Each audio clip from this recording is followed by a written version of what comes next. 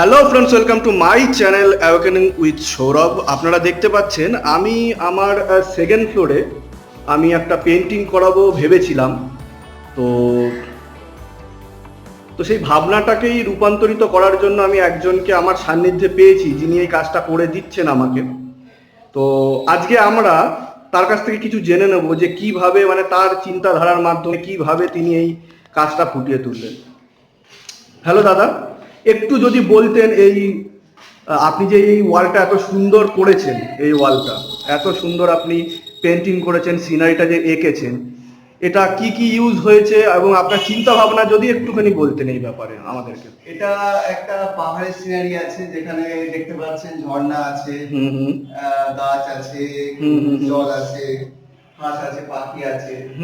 Natural এটা একটা নেচারকে তুলে ধরা হয়েছে।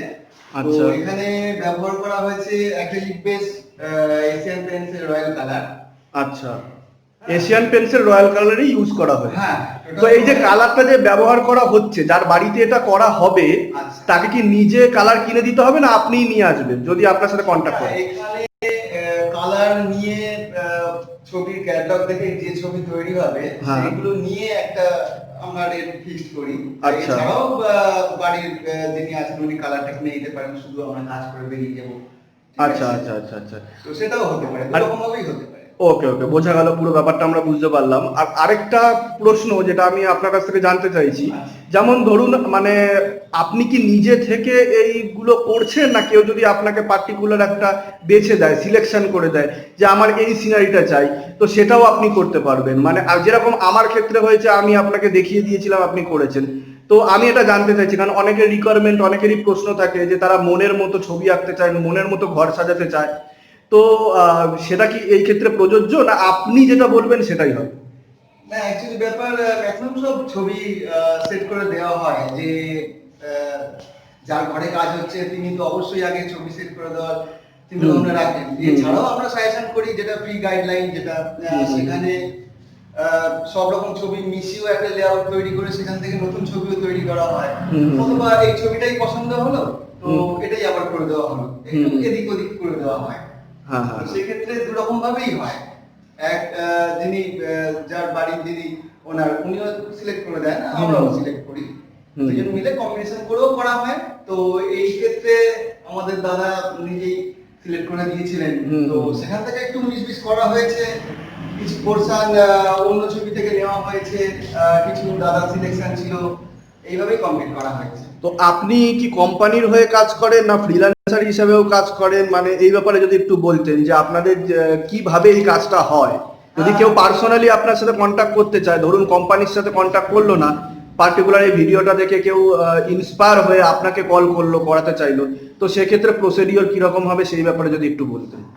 সেক্ষেত্রে আমাদের সঙ্গে যোগাযোগ করতে পারেন, অথবা যারা রঙের লোক আছে তাদের সঙ্গে যোগাযোগ রাখলেও তাদের কাছে আমাদের ফোন নাম্বার দেওয়া থাকে। এছাড়াও কোম্পানি হয়ে আমরা কাজ করি।